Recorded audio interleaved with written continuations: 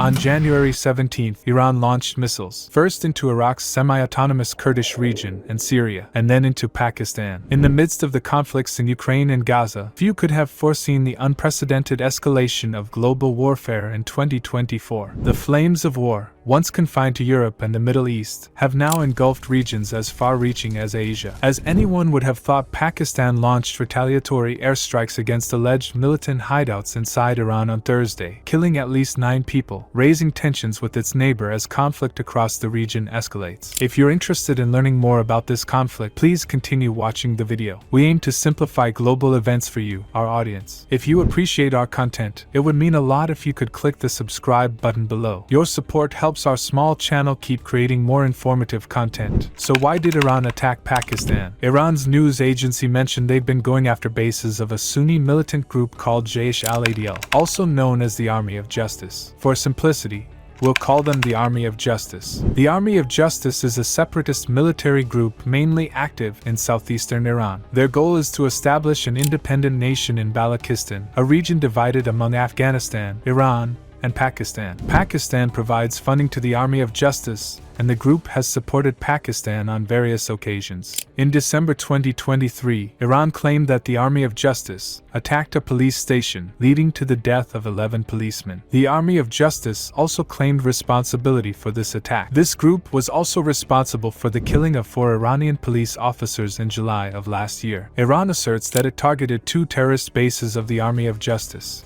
However, Pakistan disputes this, stating that no terrorists were attacked and only 2 children were killed in the bombing. In retaliation, Pakistani airstrikes hit training camps supposedly belonging to insurgents in southeastern Iran, near the border with Pakistan. About 7 locations were targeted and at least 7 people were killed. It raises questions about how, just one day after being attacked by Iran, Pakistan could pinpoint the locations of Iran's supposed terrorist outposts and launch attacks against them. However, this retaliation by Pakistan may potentially harbor ominous motives. There exists a plausible scenario where Pakistan, acting as a proxy, is utilized by the USA to exert pressure on its adversary, Iran. The looming question is the potential fallout if a full-fledged conflict erupts between Iran and Pakistan, especially given the unwavering support from the USA for Pakistan's current military leader, General Syed Hashim Munir. It is worth noting that Pakistan, despite its democratic facade, has seen a pattern where no elected leader has completed their term, highlighting the disproportionate influence of the military in the nation's affairs. This power dynamic raises concerns about the nature of governance in Pakistan, where the military plays a dominant role. The prospect of conflict, coupled with external influence, adds a layer of complexity to the geopolitics in the region, with implications that extend beyond the borders of Iran and Pakistan. In the grim specter of war, there are no victors, and the prospect of conflict between Iran and Pakistan is universally undesirable. Even global powers like China and the USA have expressed their concern, issuing statements against the escalating tensions. The USA, in particular, condemned Iran's missile strikes, displaying the gravity of the situation. Strikingly, Iran's recent forays into Iraq and Syria add a dimension to its regional activities. The possibility arises that Iran's aggression, including the attack on Pakistan, could be a message to the USA, signaling its readiness to wage war not only at its borders but also on broader geopolitical fronts. What would happen if Pakistan and Iran went to war? The prospect of a war between Pakistan and Iran carries ominous implications with far-reaching consequences. Both nations possess nuclear capabilities, and the deployment of such weaponry by either side could trigger a catastrophic global event. The specter of nuclear conflict raises the stakes significantly, requiring careful international diplomacy to prevent an escalation that would have devastating effects.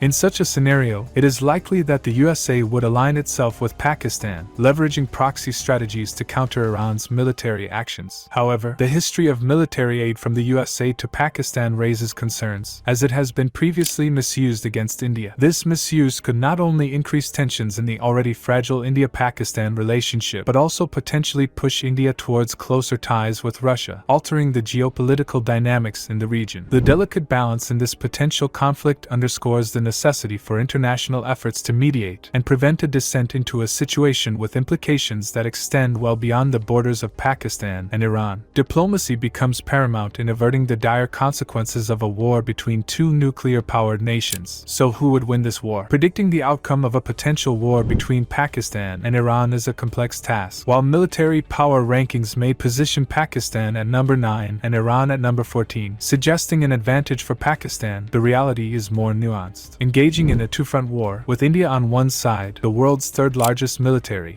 complicates Pakistan's strategic position. It's crucial to consider historical context. Pakistan, despite its large population and formidable military, has not emerged victorious in any war since its inception. The influence of the military in governing the country has been marred by allegations of corruption and mismanagement. Therefore, the outcome of a conflict between Pakistan and Iran would be far from straightforward. Various factors, including geopolitical alliances, strategic maneuvers, and the ability to manage a multi-front war, would shape the course of events. Speculating on a winner in such a scenario requires careful consideration of the dynamic and unpredictable nature of warfare and international relations. What are your thoughts on this? Who do you think would come out on top? Feel free to share your perspective in the comments below. In the unfolding narrative of tensions between Iran and Pakistan, the events of January 17th marked a critical turning point. The missile launches into Iraq's Kurdish region, Syria, and Pakistan have added a layer of complexity to an already volatile global landscape. As the world grapples with ongoing conflicts in Ukraine and Gaza, the unforeseen escalation of warfare across Europe, the Middle East, and now Asia raises unprecedented concerns. The specter of nuclear-powered nations engaging in conflict underscores the potential for a catastrophic global event, demanding vigilant international diplomacy to prevent such a dire outcome. The back and forth between Iran and Pakistan, marked by retaliatory airstrikes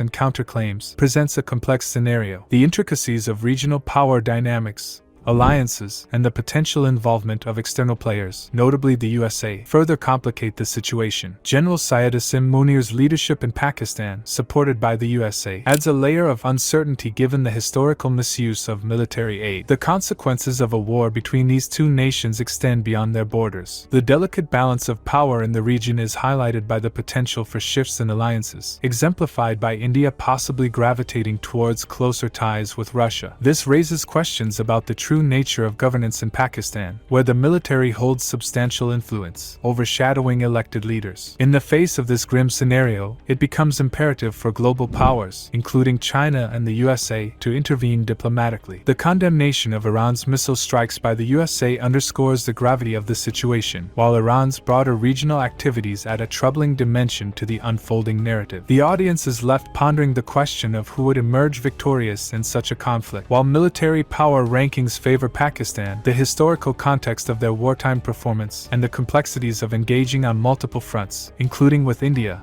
introduce uncertainties. Speculating on a winner becomes an exercise in navigating the unpredictable nature of warfare and international relations. If you appreciate our content, it would mean a lot if you could click the subscribe button below. Your support helps our small channel keep creating more informative content.